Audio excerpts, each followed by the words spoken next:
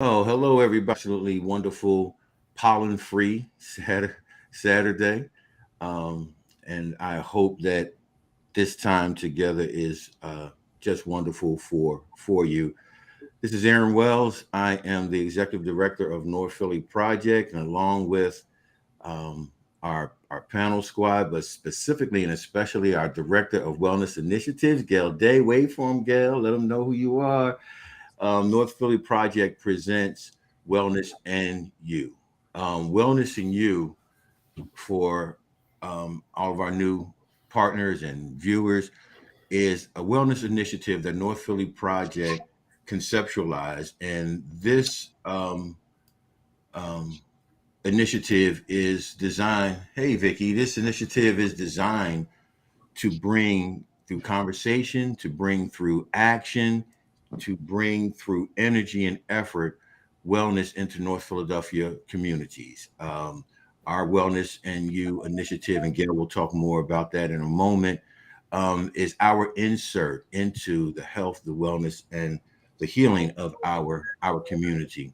We um, we build our foundation on SAMHSA's 8 dimensions of wellness, and we'll be talking about that in a few moments, and it is to create whole wellness within the North Philadelphia communities. Gail, my sidekick and director of wellness, come on and let's talk about wellness for a minute, what we'll be doing with these conversations. We'll introduce our panel and get into some good conversation.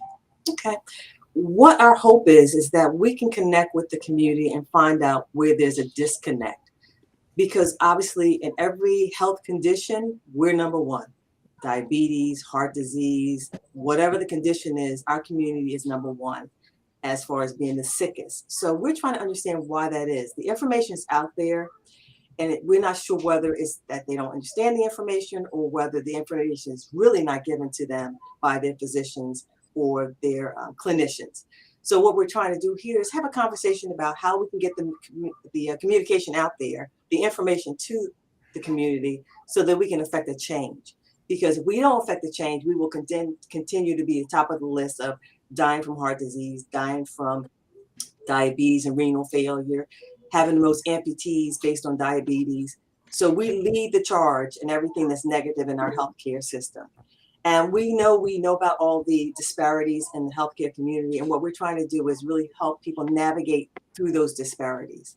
So that's our goal. Our goal is to really get people to understand their conditions, avoid other conditions, as well as sort of do better in life for themselves and their families. That's the Thank goal. That's the goal. Thank you, Gail.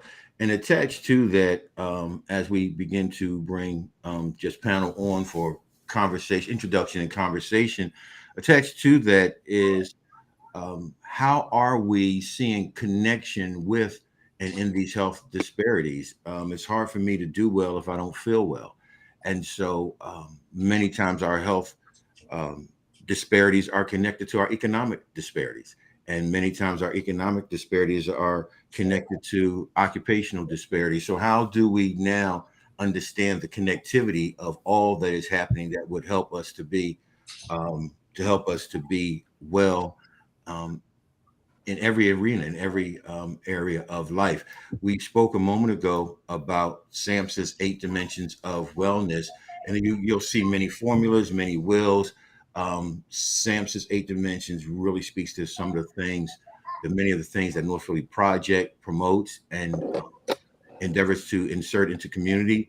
And those 8 dimensions are emotional, intellectual, occupational, social, spiritual, financial, physical, and environmental. And then again, those are just the platforms we can always add to these dimensions, but it is these 8 that we look at as a foundation. How do we connect our community to true holistic healing and wellness? And so, as we have conversation today, we think that we have this wonderful panel who is going to lead us in conversation as we chop it up and talk about wellness in our community. And I'd like to start by asking our panelists if they would introduce themselves and tell us a few things about them. And we'll let the queen start first. Vicky, if you would, tell everybody who you are and why you coming to hang out with us today, besides the fact I said Vicky be here. Okay. Other than following orders really well, I'm here to be a part of a discussion about what's happening in our community, and to talk about. I'm very interested in talking about mental health experiences that I'm having with clients since COVID. I think something really significant is happening in our community with our adults and children, and I think as a community we're just getting to label it, to call what it is. People are showing up in sessions with, I don't know what's going on. I can't put my life back together. And it's been really helpful to give them language to help them identify what they're experiencing. And I was hoping that this would be a forum where I could also share that education and people can begin to identify with it. We've definitely, as a community of African Americans, are having a greater mental health impact in responding our destruction of our families, our workforce. We've been impacted significantly in ways I don't hear is discussed in the larger community. So I'd like to talk about it here, let people know that I'm aware, that our community is aware that we have a greater need now for mental health support, and that COVID has offered something very specific and unique to our community, and we do need to have that discussion. Thank you so much, Vicky. Brother Shabazz, if you would introduce yourself and let the folks know who you are and why you are participating and hanging out with us today. And welcome. Hey, good afternoon, everyone. My name is Sultan Shabazz. I'm I work in the Philadelphia school district, so I'm in the community. I'm not from North Philly, but I have, I grew up in the West Philly area, so which is, it's the same community. It's all one community to me because we have the same issues in, the city of Philadelphia. So I'm on here just to share and get some feedback on, how we can move forward, what extra help I can get to continue in the school system. Um, it is the community. We already had problems, but after the pandemic, it's like it stepped on the gas to go faster. So I'm here to share my experience with it and to get some feedback from the panel. And I just want to say thank you, Aaron, for reaching out to me and having me on this panel to speak about these problems that's detriment to our community. Oh man, it is my pleasure to have you. So many great things came my way as far as introduction to you. So welcome. On screen above, uh, good brother, is my man Terrence. Terrence, tell us who you are, what's going on, and why you hanging out with us today. Hello, everyone. Terrence Johnson, serve as the board vice president for the Philly Project. I do my best to work lockstep with our wellness director, Miss Gail.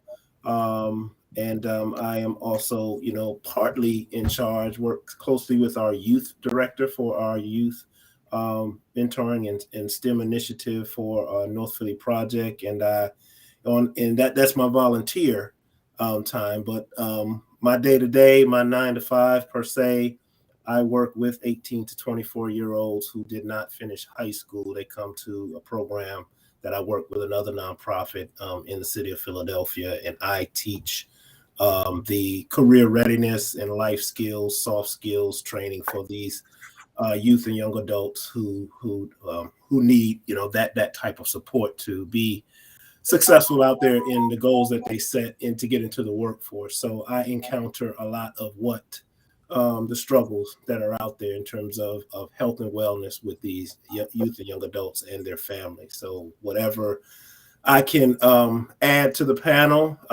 from my experience working with these youth and young adults, I'm here to do so. Thank you so very much, Terrence. That's our faithful brother right there, always digging in and available and moving the needle forward for community wellness and healing. Not least of these, all the way from New Hampshire, hanging out with us. And it was good conversation early on. Brother Wayne Burwell. Wayne, tell us about yourself, who you are, and why you came to hang out with us all the way from beautiful New Hampshire. Like Miss Vicky, I'm following orders. My mom told me to be here. Oh, no. I have my own gym up here in Lebanon, New Hampshire, owner operator for the last 20 years. And what I really want to bring into this conversation is really how we have to be preemptive before we have these comorbidities. That really is what struck us the most with COVID. And an individual that had so many comorbidities, especially African Americans, is reason why we had the most deaths.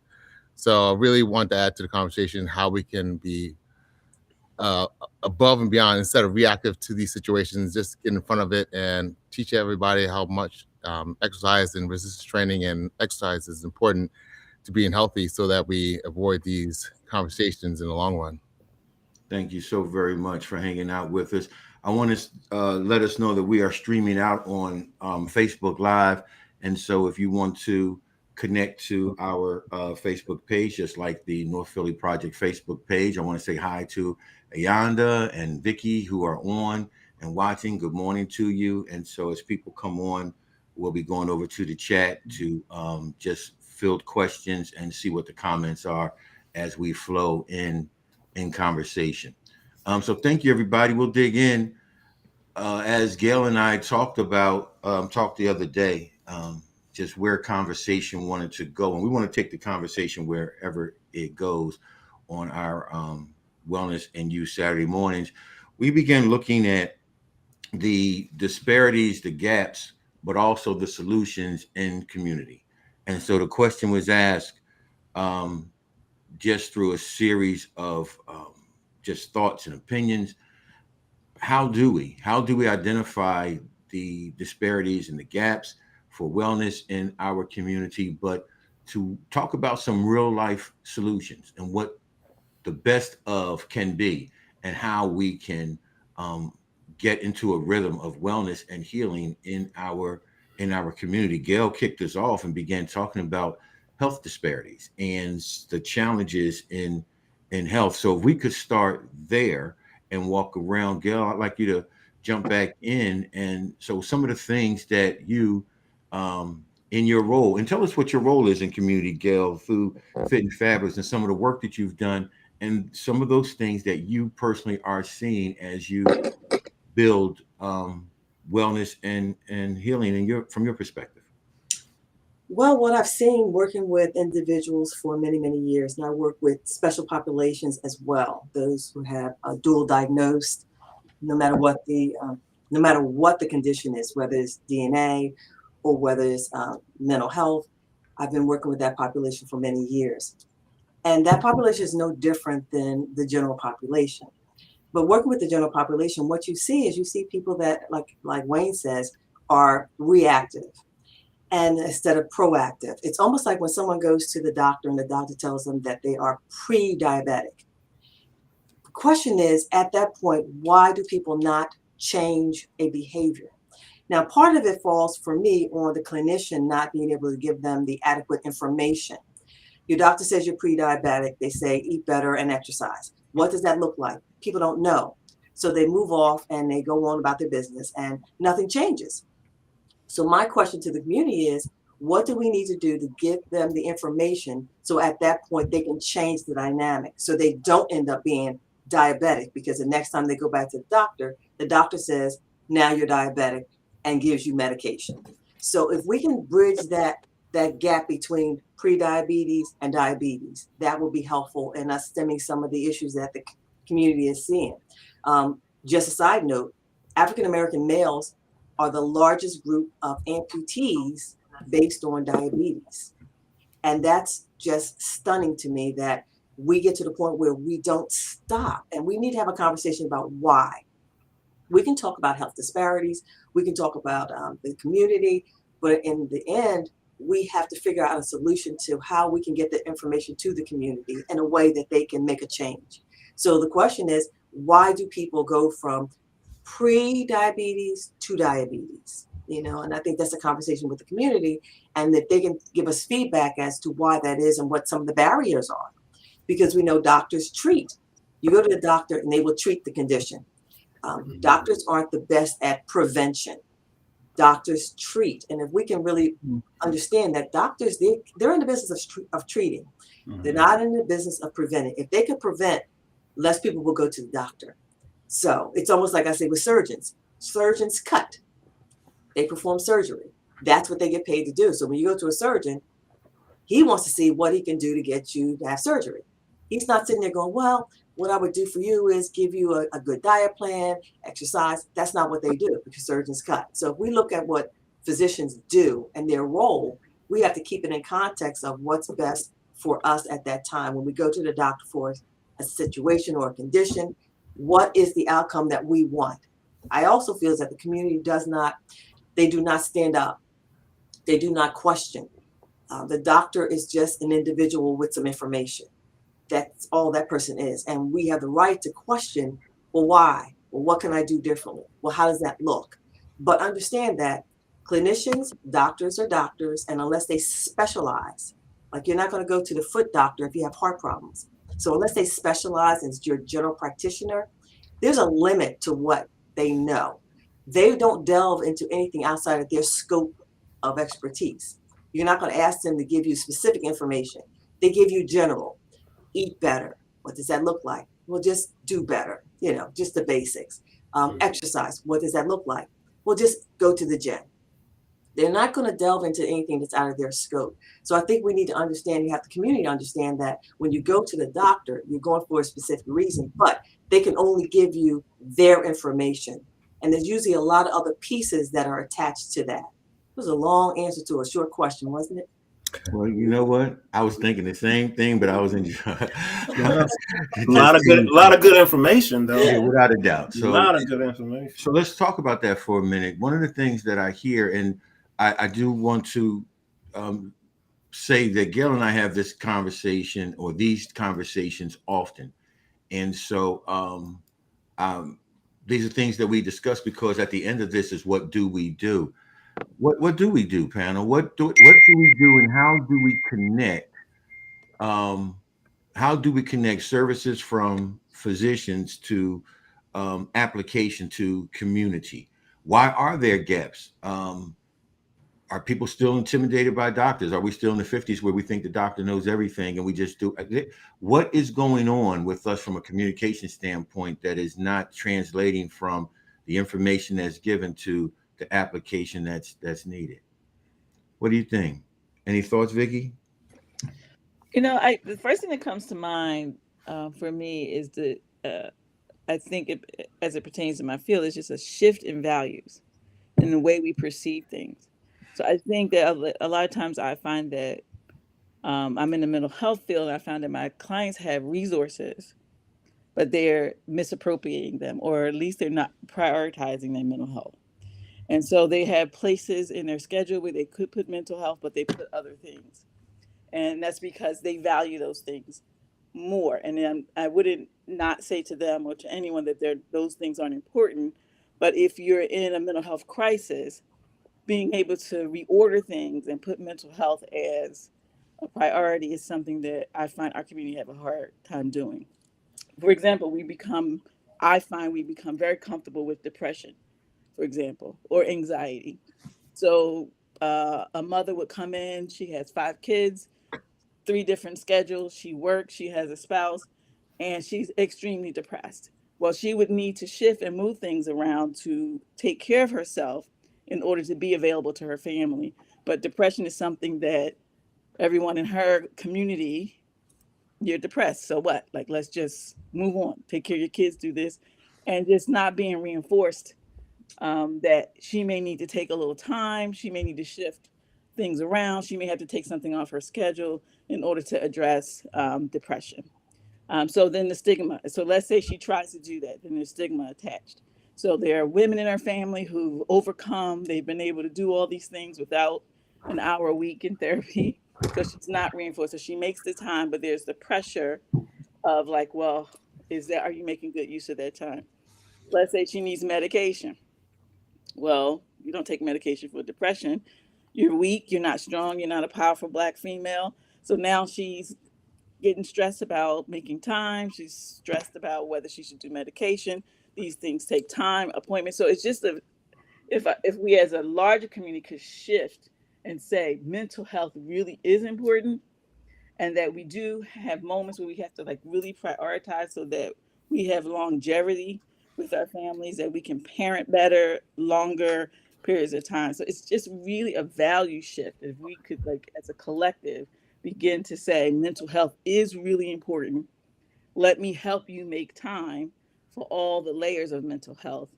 And we applaud that you're seeking support and not stigmatize you. I think same thing with males, African American males. Black females get it tough, but so does African American males. We really have to challenge those values that we come into this generation with. That, you know, you can do it, you can overcome. You don't need all this stuff. Just make it happen.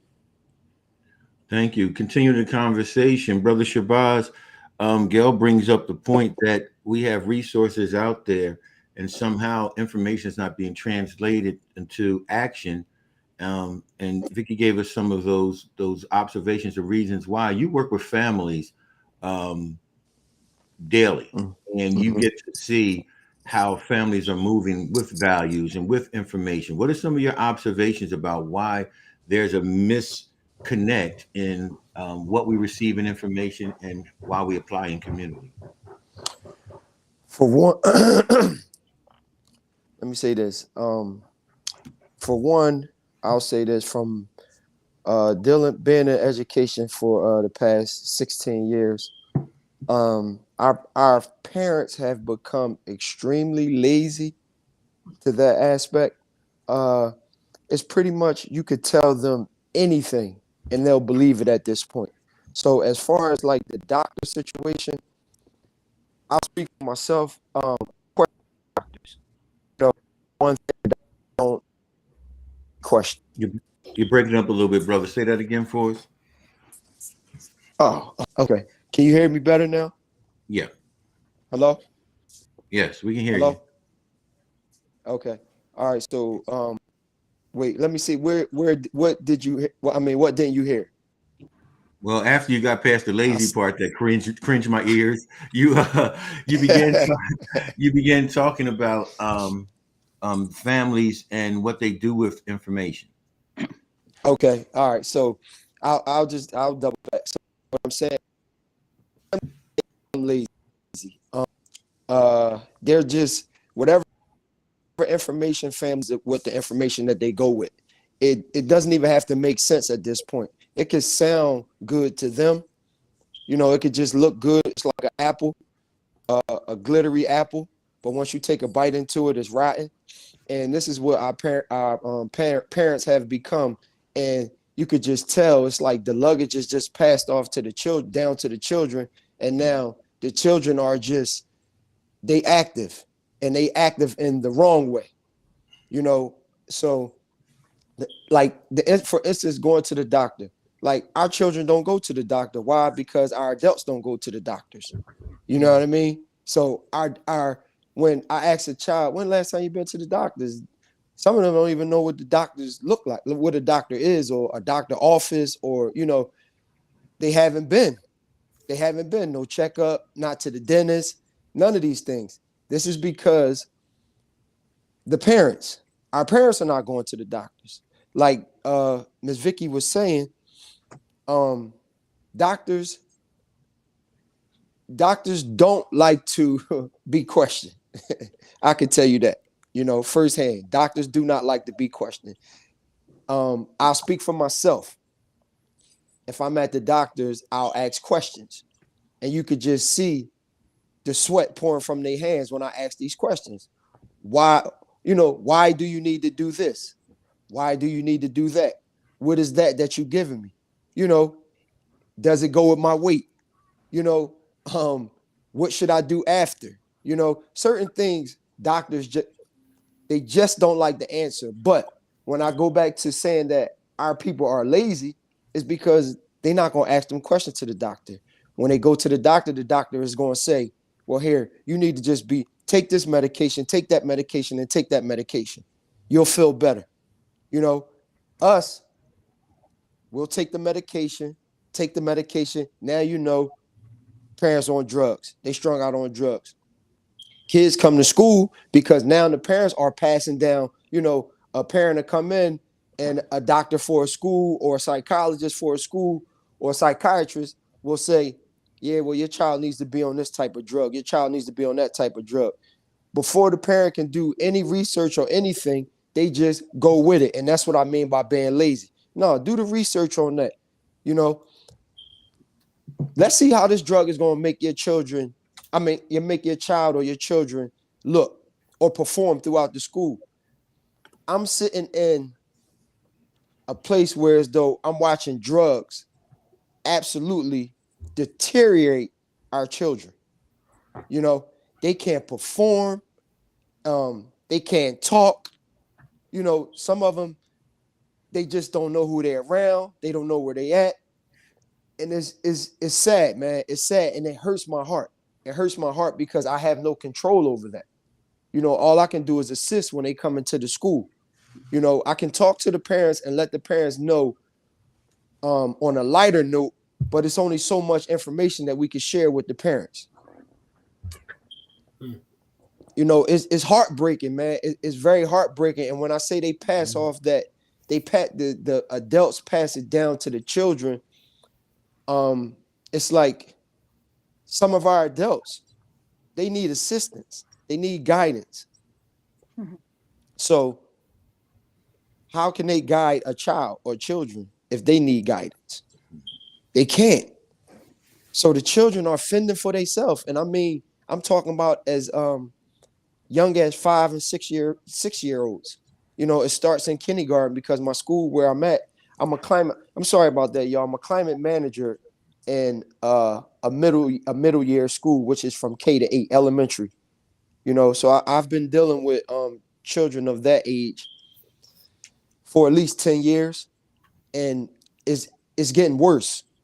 My most violent acts come from kindergarten and 3rd grade.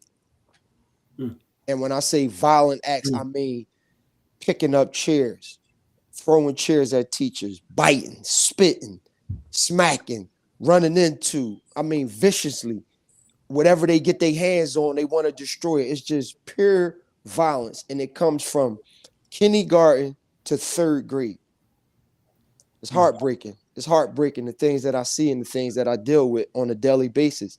And I just thank God that he has me in this situation so that I can go in and help and make a difference for just that tad bit of time that they with me. You know what I mean? Yeah. Like that tad bit of time that they are with me, I'm just going to give it my all. Now, I don't know what's going to happen when they leave me, but I'm just going to give it my all. And that, that's 7.5 hours that I deal with all those characteristics, and I deal with I build relationships with my students, and I strive to build relationships with families.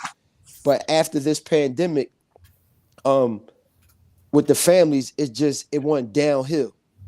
Brother Shabazz, I'm gonna come back to you in just a moment. I want to, but hold that because I'm watching this thread that Gail got us launched into, right? So there's this side of information that's available.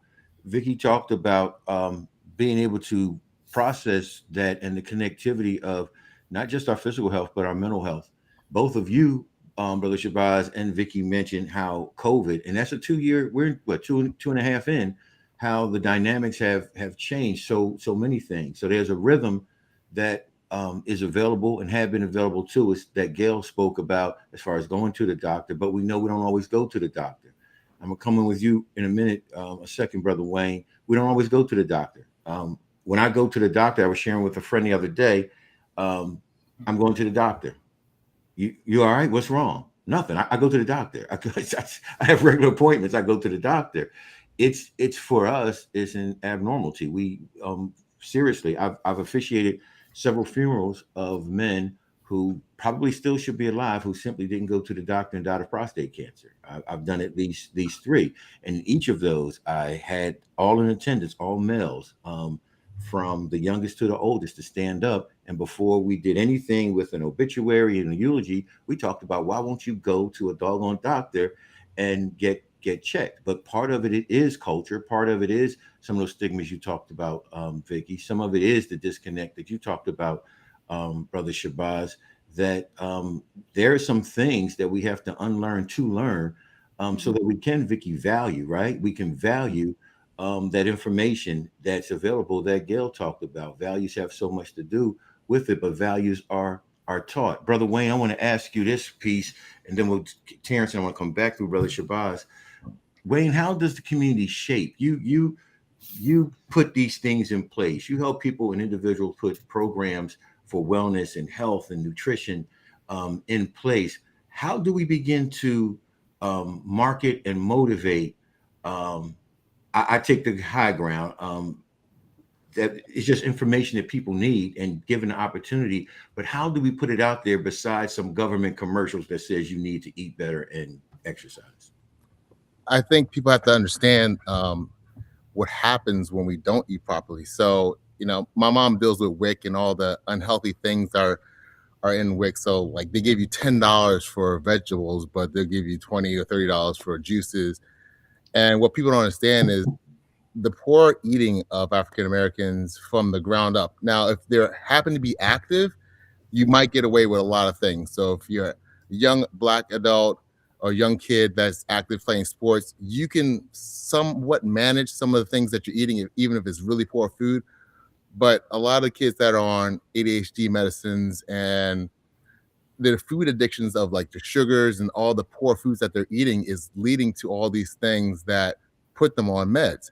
And nobody really looks at that. And I always wondered why we didn't have that back in the day. Like, it didn't matter what we ate back in the day, because my mom, my dad, my parents always ate something. It was breakfast, lunch, and dinner, but it was healthy foods.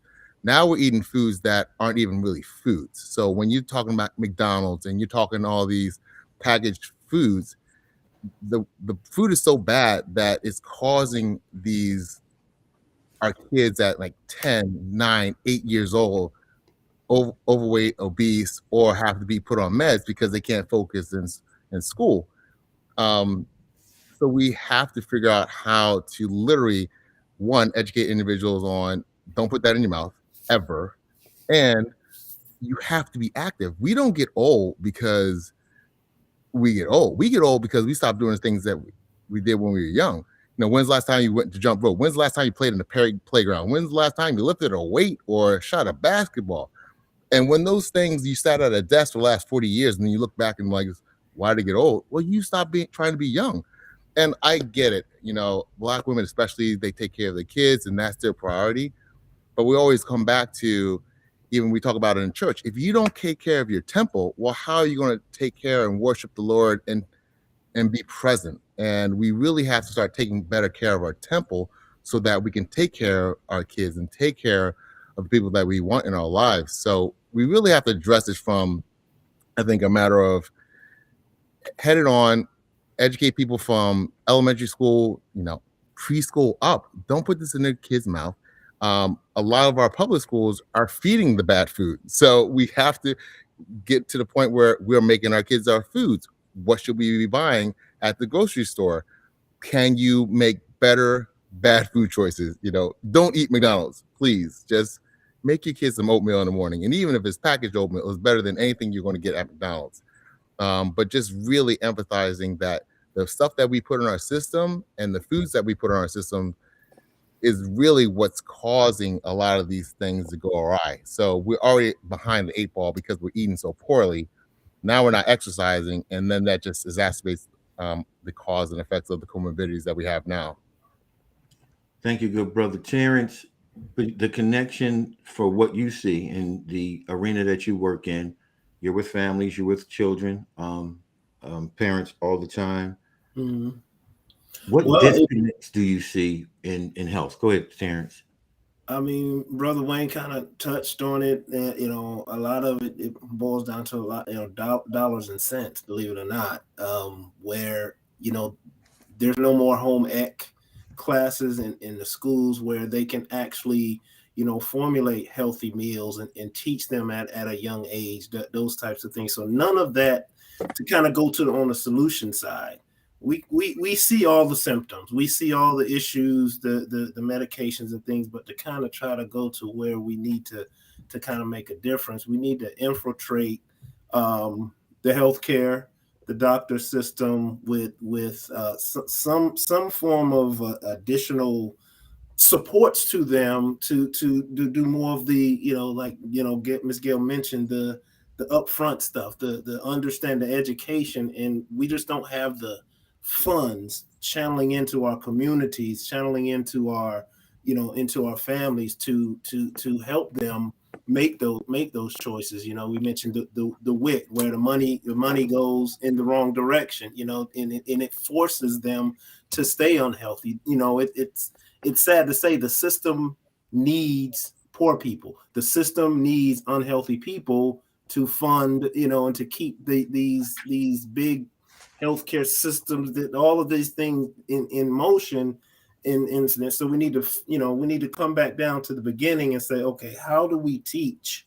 How do we get some basic stuff like home ec to kind of teach them how to make, like Miss Gail, eloquently says, make their own baby food, out of healthy things, those basic fundamental things. So dollars and cents into our communities, instead of just having a lot of dialogue, we need to have some money filtered into our communities, because all of it, stems, the health issues that we have filters into the mental issues that we have. It's just, I just think we need to kind of see where we can get some money into the communities in the right arena to help educate, to help teach and show, like Brother Sabas mentioned, to help show these parents that there is another way.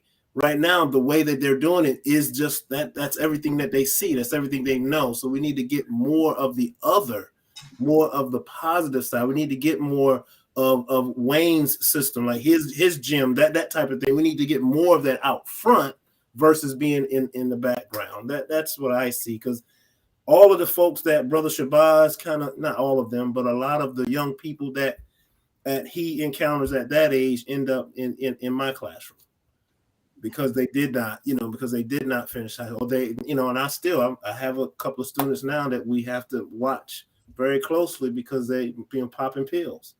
We're still working with him, trying to get him his high school education and get him a job, but because we know the environment he comes from, so we have a lot of information, we know it, but the solutions, obviously, it always comes down to money, and the money that our communities don't have, and the money that our schools don't have to kind of get these type of programs in place, not just talk about them, but have.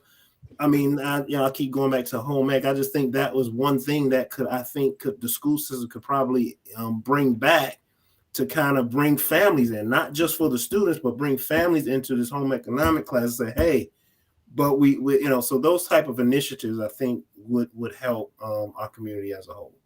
Thank you. I want to go to the chat real quick. Gail, I see you wanted to jump in. I'm gonna give Vicky in on her chat. That's very understandable, but like you said, time is a constraint with making sure we can do what is needed to keep and maintain a healthy family. If you're a single parent, then you really are trying to fit it all in a short period of time within a day. And then she comments, it should be teaching that is not just to check a box and have it said that it was offered. It should not be here today only. In order to make a difference, we need a program, not just a one-hit wonder. And so I'm gonna grab hold of that thought. Gail, what was you going to say? And then I'm gonna ask Vicky something from a clinician standpoint. Well, that's what I was looking at the chat too, and I was talking about that because that's what you hear a lot. And I'm sure, Wayne will testify to this, that people tell you they don't have time. When you talk about exercise, I don't have time. When you talk about cooking food, I don't have time. But the bottom line is we were all given the same 24. The people that do it weren't given 25 and a half. They were given 24. It really is about, I think Vicki talked about managing what you need to get done. It's still 24 hours. So as Terrence was saying, I was trying to teach young mothers how to make their own baby food because being involved in the WIC system, I saw what the WIC system, and it's a system, is doing to our community. It is a structured system, and it leads the kids from WIC. By the time kids get off of WIC at 5, Most of them are overweight at 5. They're unhealthy at 5. So you add 10, 15 more years on, and coupling on what Wayne said, if you don't do anything in the middle, exercise, you have no shot. You have no chance. So it is starting at the beginning. And Terrence, it is starting with showing people how to do it the way that's going to keep them from medication. And if we have these kids being pumped sugar, salt, preservatives, additives from birth, how do we stop them from being on ADHD medication when they get to school? And the answer is it's a system that leads them there. The system leads them straight to medication. And the parents don't seem to want to own that. And now with them supplementing parents for putting their kids on medication in the community, that just leads us to more issues with kids having disabilities, because now how do you manage that as a 5-year-old with all that stuff going on in their head and the medication? We need to really pull back, like Terrence said, we need to pull back and start from the beginning.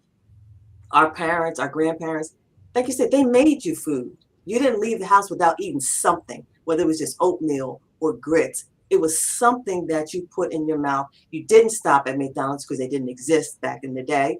You didn't pick up a donut from Dunkin' Donuts. That's not how we started our day. We need to step back a little bit and look at, we need to start fresh.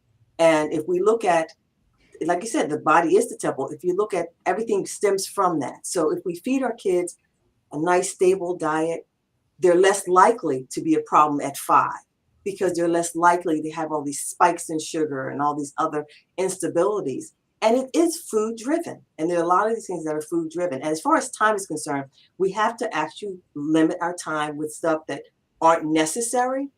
I mean, if you look at some of these kids, the time they spend on their phones is incredible. If you look in the world, everybody's doing this. Everybody. So the time people spend either Facebook or Instagram or some of these other social medias, you have an hour of time. We're not saying that you have to spend 6, 7 hours in the kitchen and preparing all these elaborate meals. Take an hour. If you took 2 hours once a week and just prepared foods and prepped. One thing I say about Wayne, what he does with his clients is he helps them to learn how to meal prep, because most people get up and figure out in the course of a moment, what are we going to eat? As far as prepping the food during the week or on the weekend or once a week, that will get you started. That will help you to not be so pressed for time. Because I understand Vicky's point. When you come home, you have kids, you have to feed them, there's laundry, there's this, that. There's a whole slew of things that you have to get done in the course of a day. How do you get all that done? Well, it's prioritizing. It's really structuring your day a little bit more effectively. That's it. Vicky, and thank you, Gil. Vicky, as both a mother raising my wonderful cousin, and as a clinician, how do we help shift values? You brought up the word values, and values is a key. We find the time for the things that we value. How do we reteach? I don't want to say reteach, because we're in another generation. How do we insert values that will help people, our community residents and neighbors, to see how important not just diet, not just nutrition, not just the physical dimension of wellness, but how it's connected to our emotional dimension of wellness? How do we connect, Vicky, from a clinician and a mother standpoint? Yeah. You know, I wish it was a simple answer. I really do. I just wish I wish I had I wish I can give you a straight answer, Aaron, and but because it's critical. Like we're at a point of urgency. We have got to shift our values, because once we shift the values, the education, it will be easier, because some of us are out there educating and folks are not able to hear what we're saying, or they come back to the table having to react instead of being able to be proactive from the beginning when we tried to start the education process. So unfortunately, I'm not able to say except that we just keep talking. You know, we'll keep showing up in these forums. We'll keep showing up in the community. We can live by example. Philadelphia right now has a program. I think it's maybe a year, 2 years in, where they have infused mental health services into the school building, every school building in the city. Well, like our brother Shabazz said, if the families don't know how to make use of those services, they become an oppressive to the families. So I have a role where I can talk to parents about what these services are, but I have a very specific role, and I'll pick up the phone and I'll call a parent, and the parent will call me from another department. They think I'm calling from this department or that department because they do not understand what's happening. And so usually if I'm calling them, that's because they have a kid who's on the radar who needs services, but they may have received 3 or 4 phone calls from 3 or 4 different places, and they don't want to talk to me because they talked to me yesterday. Well, no, this is my first phone call. So I have one role to play, and I stop that role, and then I begin to say, well, who called you? What did they talk about? Well, that person is from this department. This is what they're trying to do with your family. Who else called you? And what did they talk about? Well, that person is from this company or doing this service. And just taking the time that I should be doing something else to parse out what it is that's happening, to educate families, and then in that moment make myself available to give them information they may ask for in order to then empower them to make use of all these calls that they're making. And then I can begin my job. Well, this is why I'm calling, and this is my role. And then I try to be respectful of these families by saying, well, here are the calls that are going to come after me. And this is why they're going to be calling, and this is what they're going to try to achieve. And I find that those parents do feel better at the end of that phone call. They don't feel overwhelmed. They're not resisting another phone call, and they're prepared to handle the phone calls that come after me. But I get to do that one parent at a time. I get to do it one forum at a time. Mm-hmm. I get to do it in my counseling session. So I have a mother that comes and she's depressed, but she has an IEP. She has no idea how to read it. Mm-hmm. So I'll bring the IEPs in. Let me tell you how to go to the quick page. Let me tell you what these resources look. Does your child have a 504? So I take it as my responsibility to educate and then to try to influence that individual to shift their priorities so that physical health and mental health becomes the top for themselves and their family. I would love to do this process more. I would love ideas of how I can show up and be available. I look like them. I sound like them. I speak their language. I will sit next to these family members in meetings to interpret what they're experiencing, especially in the school buildings. This is how I operate. So if anyone wants to invite me, wants to call me, um, and just I will just educate and then talk about like this is why the values need to change. This will be the impact on you if you decide to feed your children better or differently, if you would give up some of the social media and prepare a meal, if you would involve the children in meal preparation, meal planning, take them shopping, if you would go that extra 2, 3, 4, 5 blocks to the market, 10 blocks to the market, depending on where they live, this is the benefit. So, personal responsibility, one on one, forums such as this, and any Mm-hmm. that I could be a part of that's educating the community to try to shift those values so that we can begin to see results. And this COVID Wayne, is no joke. Sorry. forgive me, Vicky. Wayne has to leave in a few minutes. I want to bring him on real quick for some last points from Wayne in conversation. First of all, thank you for hanging out with us, Wayne. In conversation that you've heard and what you gave us, and I appreciate that. Um, when you find resistance, Wayne, this is the question I want to ask you in parting. When you find resistance, and resistance not being aggressiveness, but just we've put this plan out there, and I've got 13 reasons. I can say this personally. I've got 13 reasons why I could use time, right, Gail? I don't have the time, or we don't have the money. It's just too hard. How do you help people? How do you convey the importance of to people? How do you personally in your field, what you've done for what 30 years, 20 years, for the last 20 years, how do you help people to see a moment past this moment? Well, I will say this before my white client comes in, but it's Yeah. a lot different when you have affluent white people that can afford and have the means to continue and do things a little easier. If you have a nanny, well, and I have patience. I've grown to be empathetic and have more patience, but the hardest part is educating our Black women. And so I don't have that problem with my clients because I just tell them do this, that, and this, and this is what's going to happen. If they don't listen, they're still paying me. So I'm like, it's all good.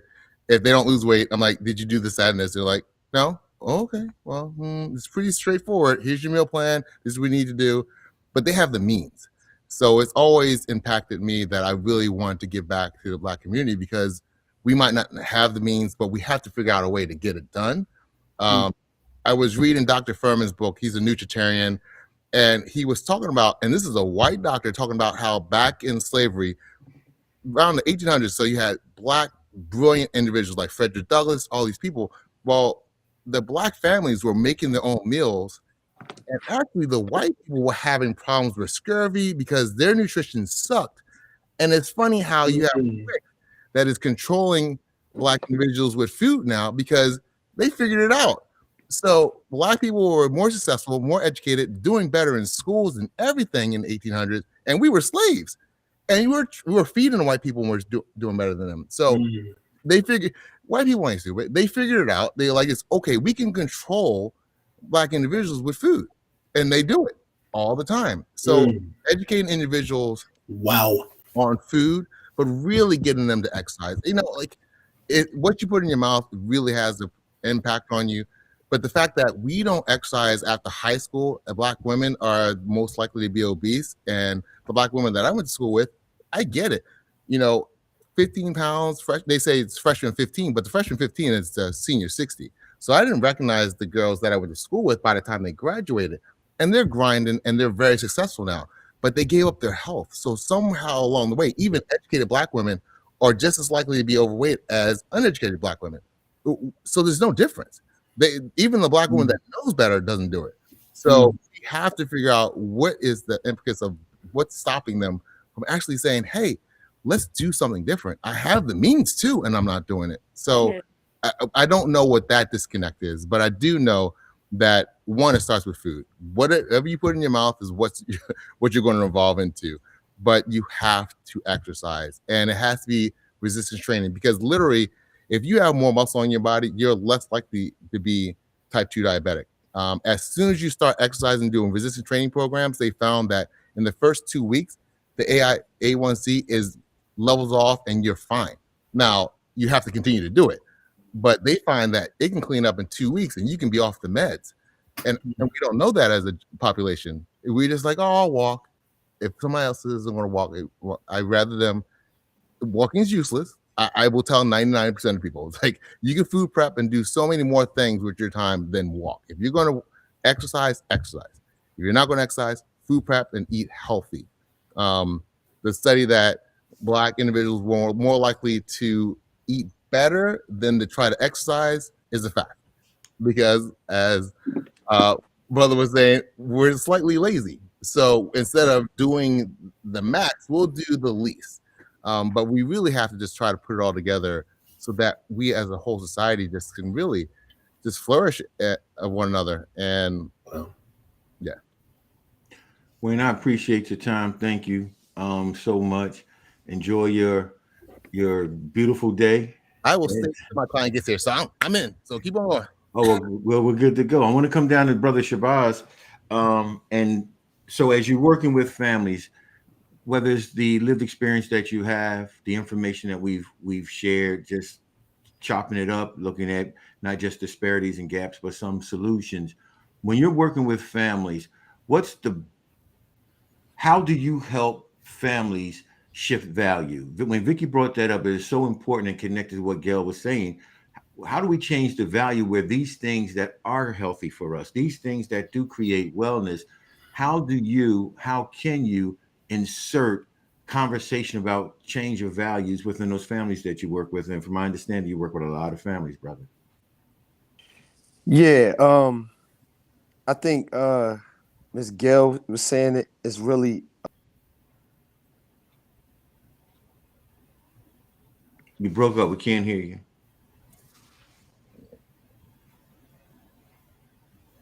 We can't hear you, good brother. I don't think you can hear us. No, his connection is gone.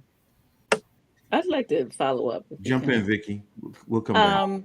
So the word lazy, it strikes me. You know, Me too. we've heard it a couple of times, and I think what I have found is that there are two things. There's a word I'm gonna make up, and one is misallocated, and the other one is mismotivated. I find that what's most important right now is to help our families make use of the resources that they have right now. So we often talk about infusing more of this, more money, more of this, but I find that my families have a lot of resources that they're misallocating and and they're mismotivated. So they're not lazy. They have a lot of energy and they're spending a lot of time invested in things that are not helpful to themselves or their family or to their community. So I think the phone, the social media is a primary area of a lot of time being ticked off and stolen away from families. I don't think they even realize it. The reasons for the use of the phone is my side of it. So why are we spending so much time on this little magical piece of technology, living in the lives of make believe, right? When we can make these things happen for ourselves, and we're enjoying other people pretend that they're enjoying their lives, and so there's some psychology behind it that we could address. Mismotivated is they do have time, they do have energy, but they're putting it in places that are not helpful. Misallocated of resources that they have, you know, allocating the WIC and allocating the cash and allocating the money that they earn, these they can put it in places that will raise the quality of life. And I think for the most part, laziness is not an ingredient.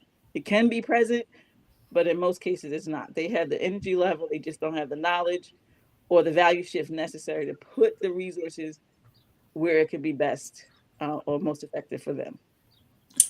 Tom Burwell wrote a book, and I've shared it on social media. I've shared it with my students, um, and I'm just following up on that because I said earlier the word singes me. It's called Brainwash. He's a black marketing guru, one of the first black marketing companies in the country, and the subtitle is "Challenging the Myth of Black Inferiority." And he digs in to find the history of um, why we look at ourselves the way we do, why we think of ourselves the way we do.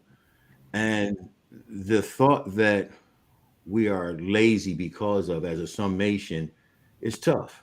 And it's tough to be able to convey to people the thought of change when they've already received this label, because now they're working out of something that may not exist, that they're lazy because they don't know, or they're lazy because they don't know to do. We often talk about current generations in a term that separates them from previous generations. So we talk about children and parents, but parents were once children. And then many are only doing what they learned to do. Doesn't make them lazy, it makes them uninformed. And so if they're coming from households, and we was talking, Gail, about our generation, I'm 63, and my mom worked at Fitzsimons Junior High School at the time. And so my sisters and I were latchkey children. My mother made sure that we had breakfast, but with my allowance, I stopped at what we had, a clean brown and dirty brown. And I would stop at dirty browns and I'd buy me. And we laughed about this when my family was together, but I had sweet tarts, Pepsi, and chickle sticks every morning. My mother didn't sign off on that, but my community did. And as the children went to school, we were all latchkey children because our parents worked. And so we had this freedom. And with that freedom, we did what 10-year-olds and 9-year-olds did. We bought unhealthy sugar that as we grew older became part of our diet. Now that's being uninformed. That's not being lazy. That's not being My mother wasn't lazy. Our parents, that's just being uninformed. And when we have marketing, which we'll talk about shortly, when we have marketing that continually tells us this is who you are, this is who you are. This is who you are. You hear it in school. You have Black History Month for 29 days. Nobody talks about those things that we should and would help us to value in community. We literally don't hear it. And if our households don't hear it, we don't get it. And then as we grow older, we create absorb these habits that are so unhealthy, but there truly is a reason. So I said all of that to say that the messages that we continually receive tell us that we are something that we're not. We've got to be able to speak in trauma informed language that allows us to convey to people the change. To tell somebody you just need to do better. Well, I didn't know I was doing bad. Why? Because this is where everywhere I come from, this is what we do. So I want to ask the question, how do we begin to bring language in for change? How do we begin to shift viewpoints, shift lenses, so that the people that we are trying to reach, our community that we love so dear, how can we shift and change and speak in terms that are not just positive, but that are healing, that are bringing wellness? How do we do that? I'm watching in the school, and I'm going to shift this in a minute. I'm going to bring it to you, Gail, because you're about to jump out your seat. Um, I even in the school, one of the things that I'm helping teachers with, calling children dumb and calling children lazy and using terms that are so derogatory, but all it does is reinforce a message that we get from media, that we get from cinema, that we get from music. We're just reinforcing these things, but we're looking for people to change when we, well intended, are just simply reinforcing things that have been placed upon us as a community and a people that's not real. So that's me. Jump in, Gail. I was just going to say, I know, and somebody in the chat was talking about using the word quote unquote lazy. But I think for me and for those people and for those of us who work personally with individuals and who give up countless hours to work with our community, expecting nothing in return other than the betterment of our community, in a forum where we're talking about it and lazy comes up, that is not the heart of the people who are doing work in the community. We're not trying to demoralize, we're not trying to diminish, we are trying to uplift. If someone says somebody is lazy, and I don't take it personal because I don't think it's literal. I don't think they're literally saying that person's just a lazy person. And I don't think that's spoken to our community from those people who love our community and love who we are. We know who we are. We know where we came from. We understand that. But at a certain point, we have to move forward and we cannot get stuck. Pastor Waller from Enoch was talking about people talking about body shaming. You shouldn't body shame, but there are people that are obese and overweight, and that's what he was saying. So we can't get hung up on some of the new words and the new phrases. We have to stick to the focus of how do we get each other better? How do we move forward? I think sometimes we get so stuck on labels and stuff that other people are saying, and yes, it's been written and we understand that. How do we move forward? We can't keep saying, this is what was set up for us. We all know what was set up for us. We all know what the dynamics are in the other community. We already know the system. How do we combat the system collectively to do better and not get hung up on certain little things that really don't help us to move forward? Because we can dialogue, and Aaron and I dialogue all the time about the whys and the hows and the why nots. But the bottom line is we're still trying to fight for the community to do better. We're fighting for them to learn, and we're trying to look for every opportunity to teach, every opportunity to provide information, every opportunity and everything we can do to help people to do better. And that's our focus. We just want everybody in the community to do better. And so how do we do that? But I think if we keep getting stuck on words sometimes, when the heart is what we need to see from people who are giving as much as they can give all the time. Their time that they have and they don't have, they give. We have to just kind of keep pushing forward. That was just my statement. Thank you, Gail. Brother Shabazz, you're back. Can we hear you? Yes. There you I go. There you go. apologize about that, man. No apology needed, man. You didn't invent the technology. You just made it better. So, Right. so with the families that you serve, with the families that you interact with, what can you personally do, or what do you do to help shift value, to help shift, um, to help shift how these families can now move in a different direction, to see more success, to experience wellness, what are some of the things that you can do and do? And I'm asking you because you are on the ground. You're boots on the ground. You've got your hand on the pulse of our families.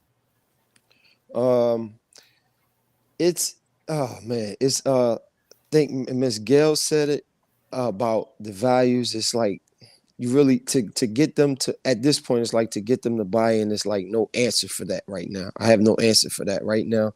I can just continue to assist with the relationships that I form with my parents, and I just share the values that I was brought up on. I share those values with them. Because a lot of our parents, they're young. A lot of parents that I deal with, they are young. And I say very young. So the values that those parents are dealing with are social media values. Mm-hmm. You understand what I'm saying? Like the values that they believe in, those beliefs, that's all social media. So I gotta kind of bring them. I strive to bring them back to before it was a social media. You know what I mean? Like you had to call people before you went over their house. You know what I mean? You wasn't just popping up at you couldn't just pop up at people's houses. And here's something so simple, a value of that our students, well, I say, our youth don't know nothing about. And there's one thing is the lunchroom, right? Sitting in the lunchroom, I give you that value. Just sitting at a table. They have no idea what it's like to just sit at a table and eat. So the lunchroom is like a hot commodity. It's a hot spot because our children they're not taught to sit at the table and eat no more. They're eating all over the house because they sitting in front of the game or they watching the show. Go ahead and eat. Go ahead and eat. So you got the children, they come to lunch, they crawling all on the floor, they standing on the chair, they sitting on the table, they digging in each other's food, the values. They're not being taught.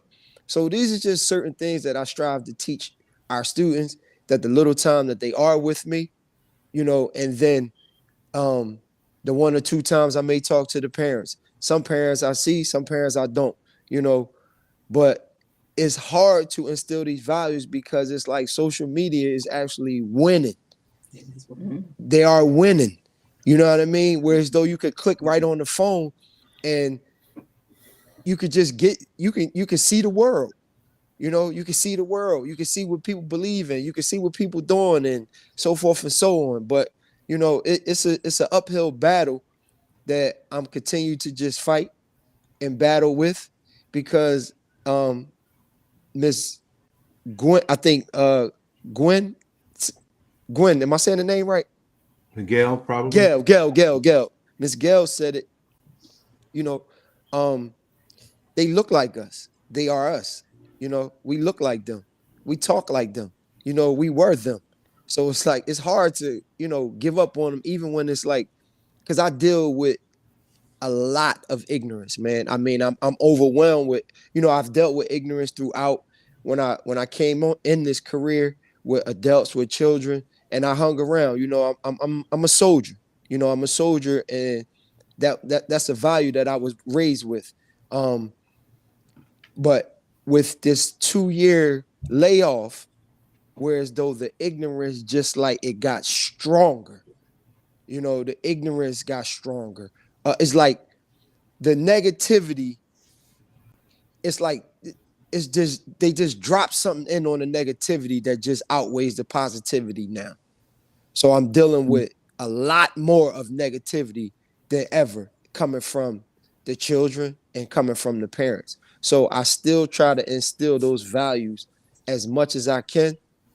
And then, I move forward. But I don't, at this point right now, it's like I'm not wasting my time on a parent and their child who wants to be continuously be ignorant, right? I'm going to move forward with those who actually need my help and continue with them. So it's like I'm wasting so much time on the negativity that I'm forgetting about the other children and parents who are doing positive things. You know what I mean? So it's becoming draining. But again, I I consider myself a soldier in this field, and I'm gonna continue to do that, and I'm gonna continue to strive to instill those values in those babies, man. Because I feel like if I know and I didn't share my knowledge and wisdom with them and values, then I'm losing. I'm really not. I'm really not doing anything that nobody else is doing, because a lot of people come to work for just a check. I don't come to work for a check. I like to get results. And as I tell all my parents, if I didn't get paid to do this, I would do this. Appreciate that. Terrence, I want to come to you. We've got about 10, 15 more minutes left. For you, Terrence, not just from the field you work in, and it was sort of along the line what I asked Vicky, but also as a parent. You you're entrenched not just in the system to help other people's children and families. You're your dad. You're black male who's, those misinformed media people want to say that we're not there. You're there. As a dad first, how do you combat uh, those things that come negatively toward the values of family? And then secondly, as the professional that you are, what solutions do you see to be able to help us move forward into wellness? Great question. Well, as a father, involved, active, passionate about it, that is my number one job. That's the first thing I want to put out there. That is my number one job. And how I impact it is actually just honestly leading by example. I want to be the example. I want to be the person that's informed. I have, adult conversations with my teenage children. Because of the amount of information they're exposed to, they're able to handle it even at a younger age. So, we talk about, how are you doing, in your mental space? How are you doing with filtering, the information that's coming, in your schools? Does that information make you uncomfortable? So me being an example and doing what I do on a volunteer basis, as well as what they know that I do on a day-to-day, working with, youth and young adults, just leading by example and just, prayerfully that, the seeds that I plant with them and just being that example sticks. So that's the first part, and to speak to a lot of what Brother Shabazz talked about. The young people don't have those examples. So for me as a parent, that's the first thing. And then on the professional side, it's the real solution. We talked about it, and it's such a big scope of things, but we don't control any of the things that our folks are exposed to. So it goes back to my initial about dollars and cents. We need to infiltrate the social media. We need to create a bigger platform to be more, present in like, in the beginning of these families. Like, we need to get these young, men and women that are embarking on creating a family. I mean, and just control a lot of what they do. We are not in control. And I think Wayne spoke about, about the book and how they figured it out and they flipped it. They're in control now. Whereas before we were in control. We controlled our own schools. We controlled our own infrastructure and things like that, even though it was in a, oppressive in terms of the totality, it was an oppressive system, but it was a thriving system in and of itself for our people, and we lost control. And I think we need to get more control of some of the large platforms. We need to pool, resources together, as a community across the states, across the county. I mean, just different things, and kind of control more of the things that, the markets. We need to control more of the markets that are in our neighborhoods. We need to control, we need to go into, the quote unquote, the poppy stores, here and say, hey, listen, I have, for example, I have, a baby food formula that's healthy? Can we get it on the shelves? I mean, just some of those types of infiltrating economically and controlling some of these mediums that are the games and all these types of things. But I think the dollars and cents, getting in front of them, being more of an example in these arenas will help breed more solutions, in my opinion. I concur, and I think that we're going to do a whole piece on that. What we don't control, we are subjected to. And if, with media, number one, to be able to have a voice, which is so vitally important. Vicky, I'm going to come to you as we begin to put the plane in the hangar. For you, in talking about solutions for revitalization, innovation, education, the opportunities, access, earning potentials, impactful leadership, sustained unity. These are just some of the things that need to be addressed. And you mentioned, um, Vicky, earlier that there is no a solution. Gail and I talk about that often. There's no, Jesus asked, what is your name? He said, Legion, we are many. And so there is no a solution, but there are solutions. We're going to play pick one for this last four. Vicky, pick one of these: revitalization, innovation, education, opportunities, earning potential, impactful leadership, which is going to be mine, sustained unity. If you could pick one of these and say, you know what we could do with this, which one would you pick just for today, and what would that solution be? Uh, Or a solution be? okay, good. So I think for me, it's going to be a mentoring program for women that target women. It's what I call fem touring. I think there are adult women who need mothering. There are adult women who need sisters. There are adult women who need aunties. And trying to create a intergenerational program that of women who will make themselves available.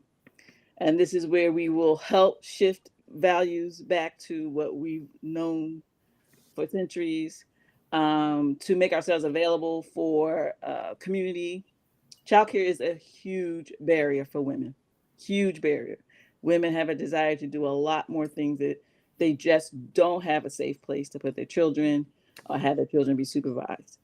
So if I can, in my imagination, create this program where women feel responsible for women, sort of the Ubuntu, I am because you are, and your success is my success, and I'm willing to make myself, my whole self, and my resources available for your success. If I can find a way to recreate that, that's my mission from now to the day y'all put me in the ground.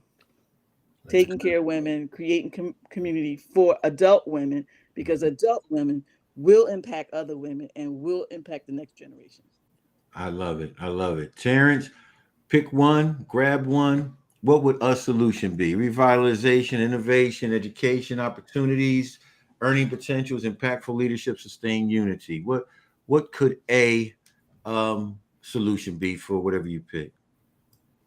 I mean, I don't know if I'm picking one, but I just know that I was purposed to do very similar to what Miss Vicky just talked about, and to equip youth and young adults as a whole. I have an affinity for men of color, young men of color, to equip them with tools that they're just not exposed to, and it's just basic tools of identity.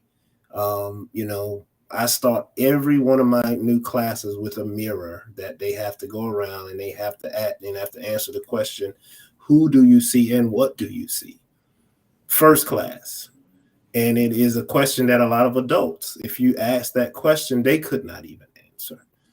So that part about giving them tools that they could use to, my job is to introduce these young men and women that I teach, but mainly men, introduce them to themselves. And once they understand that they have everything that they need, to be successful, and they have the power of choice, to make the right choices, to say no when they need to say no, to say yes when they need to say yes, to stand up, and go the route that's different than the masses. So I don't know if I picked one, but that, just continuing in that vein and just being hell bent to get it done on a day-to-day basis, even with my own children, is where I think, if that can, the fem mentoring, I don't know if I said it right, Ms. Vicky, but to take that out into a larger scope, and then the same thing on my lane is to take that type of energy and take that to a larger scope to impact these young mothers, these women, and these men, to have an identity, to have somebody an example that they can continue to mature and grow and be the impactful people that they were created to be, because everybody was created to lead. Everybody has gifts, talents, and abilities. They just have to be, sometimes got to get introduced to and go through the process of becoming what you already are. So that will be that's my mantra. That's where I go about my day to day, and I think that's where we can make the most impact. I love it. Miss Gail, as we put the plane in the hangar, what about you? I think I would go with, like Terrence is, they're all great, but education. I liked what Maya Angelou said when she said, when you know better, you're supposed to do better. And for me, that kind of sums it up. But if you don't know better, then you can't do better. So it would have to be education, so you can teach so they can move forward. I like to work with young mothers, because it starts there. If that young mother can start her child off right, then I think that's pretty powerful. I'm not opposed to working with older women, but I'm gonna leave that to Miss Vicky, since that's what she wants to do. I really want to look at the young mothers as they start to raise their children, and starting off from a cleaner slate than they're starting off from, but just giving them the information so they can understand what's better, not just preaching at them, but just trying to show them what would be better and show them how to do things. That's why I started to do the program with the young ladies, showing them how to make the baby food, not just saying make baby food for yourself, but showing them how simple it is, and really helping them through that process so that they can feed their children better from birth, because we're behind the 8 ball in the womb right now with this system. We're behind these kids, and they talk about the what the baby is getting in the womb. So that's where it starts. And so if you're not really healthy as a mother, that child has less of a chance. So if we can teach these young mothers how to live healthier, how to be healthier, all of a sudden this child is going to be born healthier. And now maybe they can avoid some of the stuff that happens once they're here and the system gets them. So that would be my thing, is education for these young mothers to help them with these babies. I'm loving these solutions, and I'm a firm believer. If somebody says it, somebody else is thinking it. There's another Terrence and Vicky and Gail out there somewhere that's having a conversation about the what ifs, and my prayer is that those what ifs are connected. For me, it would be innovation with two of the others tied in, and that is innovation and earnings potential. I am a firm believer that most of the things that we see of negative demographics in Black community is connected to generational poverty, and the spirit of generational poverty, and the results of generational poverty, and the stigmas and the bias, so forth. To be innovative in earnings potential. But part of it is that we have to be able to see things for its potential, and not always see things for in negative lights. I asked the young men in my class, they were in advanced marketing, no, advanced computer principles. And I went over it yesterday, and I asked them, guys, is there money in gaming? And they all looked at me like, what's wrong with you? Yeah. And they broke it down. And we're talking about 14, 15, and 16-year-olds. They broke this down in dollars and cents. But what we have a tendency to do, because of our conditioning, man, they spend so much time on those games. Well, let's teach them how to make money from that. It's a whole new career field. Somebody invented them. And the fact that they're using them doesn't mean that our kids have to be plumbers and mechanics and or work where we think they should. They have at their disposal with these things right here so much knowledge. And the issue for me is, how do we use innovation to teach them? I don't fight the lesson with children in school to put your phones down. I say find the answers to this question on your phone. We're not going to deprive this away. It's here. Let's teach them how to use it for benefit. I just think innovation is us thinking out of boxes and exploring possibilities that other people have and ideas that somebody else calls dumb. And how do we now help them leverage it because people are doing it? Why can't we? And the other is innovation with impactful leadership. I agree with you, Terrence. It's in all of us. But there are some people who are destined to, there are some people who are taught to, but we need new innovative leadership. Insanity, that whole definition is doing the same thing, looking for different results. I teach a workshop that's called 25 Ways to Ride a Dead Horse. Number 26 is the horse is dead. No matter how you prop it up, get a new rider, get a new bridle, put it on a new track, the horse is dead. And oftentimes we just keep recycling things that don't work, thinking that because it worked or may have worked some other time. We innovation and impactful leadership that can see not just down the road, but to be able to look at the check marks that bring more people along. And so that's for me, innovative leadership training that is innovative, that is thinking forward, and innovative earnings potential, that we at an early age to be able to teach children, but also to help families rethink and reimagine what it means to earn and to have a living wage and to impact communities where money is coming back into community to the people who are invested in it. So that would be me. Listen, I have thoroughly, Miss Gail, enjoyed this time that we have spent together. I've loved the conversation. I love Yeah. the diversity in our platform. For those of you who are watching this on Facebook Live or will be watching this on our YouTube channel, please subscribe to the um, North Philly Project YouTube channel. We want to grow viewership there. We'll be presenting more things, more offerings for community. With that, we're going to grow our virtual platform out so that we can get the message of wellness into the homes and on the devices of more people. You'll be seeing a lot more of Miss Gail Day, our wellness initiative director, because she has so many great things that she wants to share in her belief and love of community. So, Gail, I'm going to ask you to be the last and have the last word. Terrence, could we have some last words and thoughts from you for our viewership? Just talking about our wellness and our community. Well, thank you for letting me participate. I hope I was helpful to with the information that I shared, and I am all in support of what the initiative that we have with the Wellness in You. So whatever I can contribute, Ms. Gail, I'm all in, and I just hope that the audience heard the passion and the sincerity on the panelists that were here. So thank you, Miss Vicky, for you enlightened me on some things in regards to the mental health side. And I always thank you, Miss Gail, for letting me be a partner with what you have going.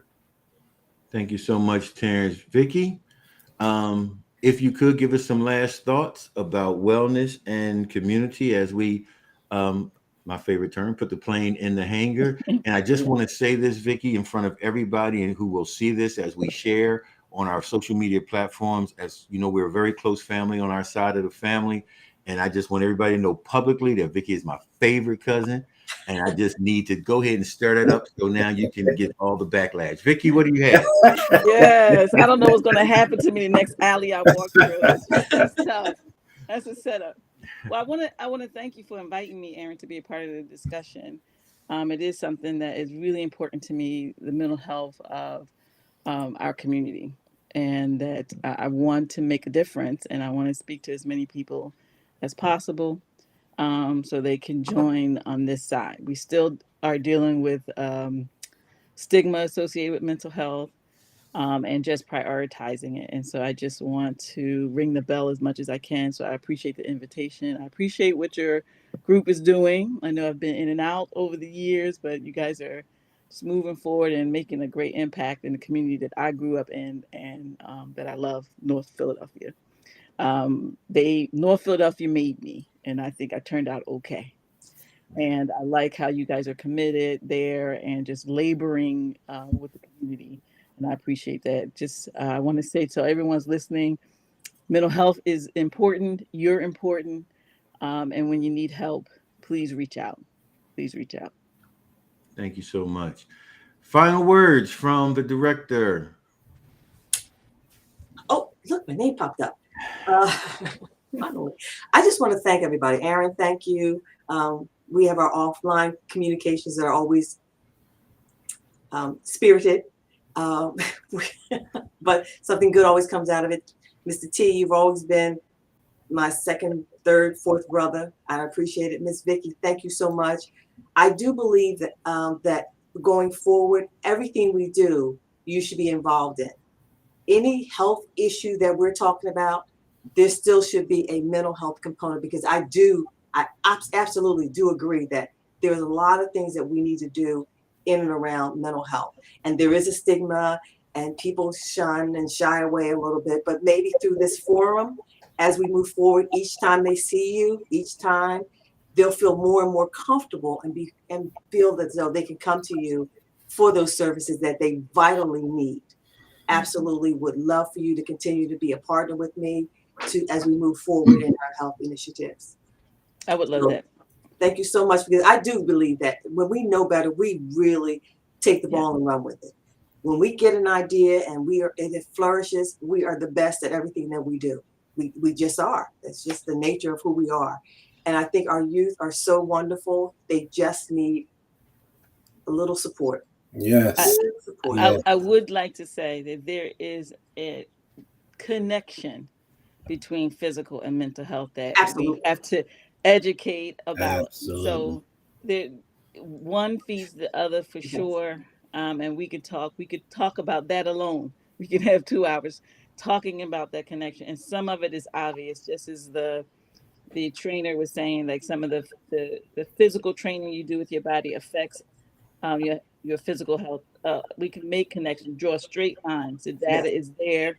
That's a part of the education for our community. They are very interconnected. Exactly. Yes. So I think we're really on the right track. And thank you, Aaron, for really supporting this. And as we move forward with North Philly Project and the Wellness Initiative, we will increase the connections and bring all the pieces that our families need together in one forum, so they can see it, so they can feel comfortable with it. Because I believe that once they feel comfortable, then they will connect.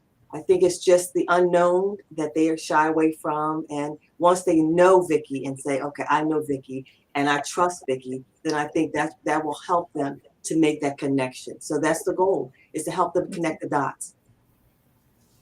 Thank you so much, everyone. I want to thank those who came on in chat. To please make sure all of us, both on platform and on who saw this through Facebook Live or YouTube Live, share it. Share it on your social media so that others can see that these conversations are happening. We will and receive comments and be checking the Facebook page even afterwards during the week, just to see what people chimed in on. Gail and I talked about getting ideas and thoughts about conversation from community. So Terrence, Vicky, I'll get back with Brother Shabazz. We'll talk with Wayne, our North Philly Project team, and others. What are the conversations we need to be having? We'll shape some of those. Jesse Marrero was going to be on with us from Oak Street Health of Strawberry Mansion. He's a little bit under the weather. He brings a whole different dynamic. And so what we want to be able to do is make sure that we're having the conversations that really address the disparities and the gaps and that bring solutions to community. So everyone, let's please share the conversations. Thank you for your time, panel. On behalf of Brother Wayne and Brother Shabazz, Gail and Vicky and Terrence, I'm Aaron Wells, Executive Director of North Philly Project. This is Wellness and You. And we were going to keep talking about the wellness of our community, the recovery, the healing, and how we can move forward to live our best lives and sustain those collectively. Thank you, everybody. We'll see you next time, and we hope that you have an absolutely magnificently great rest of the week. Bye-bye. Bye.